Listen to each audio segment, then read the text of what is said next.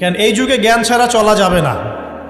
এই যুগটা অজ্ঞ থেকে চলার যুগ নয়, জ্ঞান অর্জন করতেই হবে। আর এই জ্ঞান অর্জন শুধু এককেন্দ্রিক করলে চলবে না, আপনাকে বহুমুখী শিক্ষায় শিক্ষিত হতেই হবে। অন্যথায় আপনি ওই যে বললাম আল্লাহর নূর, যেটা দিয়ে আপনি এখন বিশ্বকে দেখবেন, এটা অর্জন করতে পারবেন না।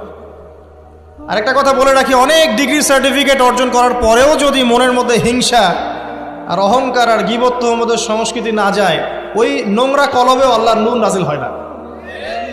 কথা বুঝতে পারছি না? অনেক ডিগ্রি সার্টিফিকেট অর্জন করেছেন, তো মনের মধ্য থেকে এখনো হিংসাই যায় নাই, এখনো গীবত তোহমতের সমালোচনার সংস্কৃতিই বর্জন করতে পারেন নাই, এখনো খোলা মনে সবাইকে ভাই মনে করতে পারছেন না। সংকীর্ণ মন, একটা ছোট মন নিয়ে ছোট লোকের মতো আপনি চলাফেরা করেন, এই মন নিয়ে চললে আল্লাহর নূর নাজিল হবে না। আল্লাহর নূর পেতে হলে মনটা প্রশস্ত হতে হবে।